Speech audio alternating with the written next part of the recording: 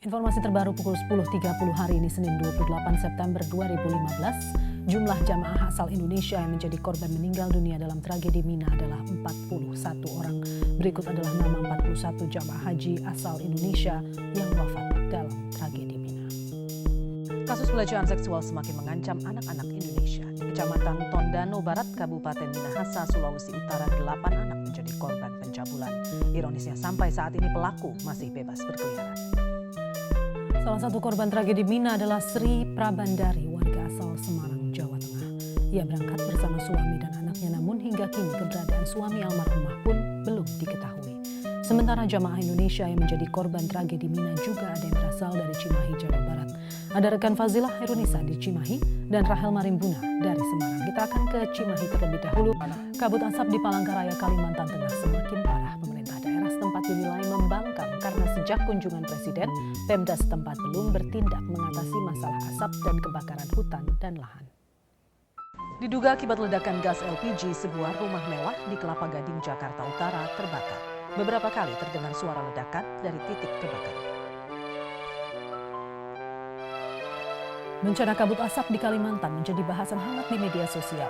Seruan Save Palangkaraya menjadi trending topik yang berisi desakan kepada pemerintah untuk bergerak cepat menyelamatkan warga Palangkaraya karena indeks standar pencemaran udara di sana sudah mencapai 1.900 atau 6 kali lipat dari ambang batas bahaya. Ribuan warga Kecamatan Batu Lanteh, Sumbawa, Nusa Tenggara Barat berunjuk rasa menuntut perbaikan ruas jalan. Warga melempari kantor bupati dan petugas keamanan dengan tongkat. Warga Kerangkeng, Indramayu, Jawa Barat berebut mendapatkan bantuan air. Akibat kemarau, 15 kecamatan di Indramayu krisis air bersih. Pemirsa, 2 ekor gajah liar betina, induk dan anaknya ditemukan mati di dalam kebun warga di Aceh Jaya. Belum diketahui apa penyebab kematian kedua gajah ini. Setelah 20 jam dirawat di RSCM Jakarta, tim dokter memperbolehkan Wakil Presiden Yusuf Kala untuk pulang. Wapres diindikasi mengalami penyumbatan pembuluh darah sehingga harus pasang 1 ring di jantung. Pemirsa, rilis data dan kebijakan perekonomian yang digelar kemarin rupanya belum berdampak signifikan terhadap indeks harga saham gabungan. Pelemahan nilai tukar rupiah dan aksi ambil untung menjadi salah satu penyebab merosotnya IHSG hari ini. Selengkapnya disampaikan Aisyah Miadinar dari Gedung Bursa Efek Indonesia. Aisyah, bagaimana situasi di pasar saham hari ini? Apakah IHSG masih melanjutkan pelemahan? Yes. Aksi seorang pelaku pencurian uang tunai di dalam brankas minimarket terekam kamera pengawas CCTV. Meski pelaku berhasil mematikan kamera CCTV, gerak-gerik pelaku yang tak lain merupakan karyawan minimarket sempat terekam dan pelaku berhasil dibekuk. Kebakaran lahan juga masih terjadi di Kalimantan Selatan. 7 bangunan sekolah di Barito Kuala, Kalimantan Selatan turut terbakar akibat kebakaran lahan di sekitar sekolah tak bisa diatasi. Aparat Polres Biren Aceh memusnahkan barang bukti narkoba sebanyak 6 kg sabu dan 2,5 ton ganja kering siap edar di halaman Mapolres setempat. Rangkaian investigasi kecelakaan di Tol Kanci Pejagan yang menewaskan 5 orang hingga siang ini terus dilakukan Polres Cirebon. Rekan kami Idam Samana akan melaporkan langsung dari Cirebon, Jawa Barat. Idam, apakah sudah ada hasil penyelidikan kepolisian mengenai penyebab kecelakaan? Ya, Zelda, hingga saat gagal panen akibat kemarau panjang membuat ratusan petani di Gunung Kidul terpaksa untuk sementara beralih profesi menjadi pemulung di Bantul, Yogyakarta. Kasus Gayus Halemuan Tambunan bisa keluar bui bukanlah yang pertama kali.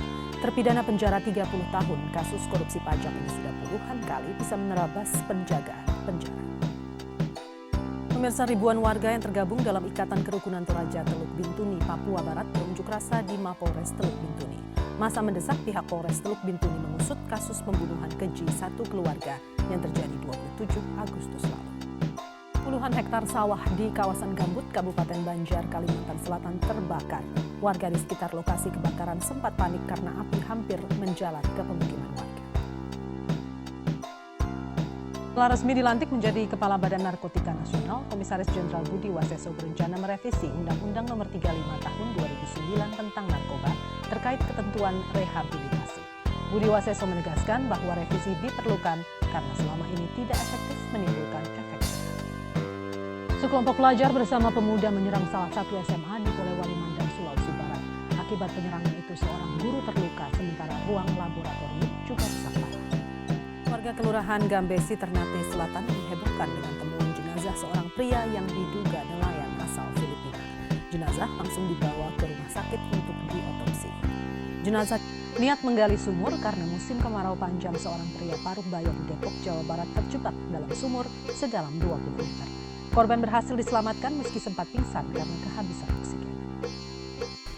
Pemirsa, pencarian helikopter yang jatuh di perairan terus dilakukan. Untuk mempermudah dan mengetahui posisi jatuhnya helikopter, tim SAR mendatangi Fransiskus, korban selamat di Rumah Sakit Hadrianus Sinaga, Kabupaten Samosir, Sumatera Utara. Dengan membawa terdakwa kasus dugaan penipuan tas Ernest seharga Rp950 juta, Devita Priska atau Pink membacakan nota pembelaannya dalam sidang lanjutan di Pengadilan Negeri Jakarta Pusat. Dalam pledoinya, Devita menilai dakwaan jaksa penuntut tidak cermat. Dalam pemirsa, ratusan orang utan yang terdampak kabut asap direhabilitasi secara intensif. Hal ini dilakukan untuk menekan dampak buruk akibat kabut asap yang menyerang orang utan. Pesawat bantuan dari Australia akan segera bekerja membantu pemadaman kebakaran lahan. Selain itu, dampak kabut asap makin banyak membuat bayi sakit di Rumah Sakit Palembang. Selengkapnya akan disampaikan Yarnes Foni dari Palembang, Sumatera Selatan. Yarnes, pemirsa, perkembangan terbaru dari kasus kecelakaan di Tol Kanci Pejagan hari ini, korban tewas dimakamkan. Keluarga berencana menuntut pengemudi yang mengakibatkan tewasnya 5 orang ibu-ibu petani tersebut. Pemirsa, hingga hari ini ribuan pengungsi pasca rusuh bentrok dua kelompok di Aceh Singkil terus bertambah. Jumlah pengungsi dari 3 desa di Aceh Singkil ke Tapanuli Tengah telah mencapai lebih dari 4.000 pengungsi. Beralih ke topik penegakan pajak, sejumlah kafe di Kota Bandung diberi sanksi oleh Pemkot Bandung karena tidak memiliki nomor pokok wajib pajak NPWP. Kafe tersebut terancam akan ditutup paksa bila dalam 1 minggu belum juga memiliki NPWP. Upaya tabrakan beruntun terjadi di Jalan Lintas Tengah Sumatera, Kabupaten Waikanan, Lampung. Tabrakan mengakibatkan sebuah truk bermuatan minyak sawit mentah bocor dan tumpah seluruh isinya ke jalan.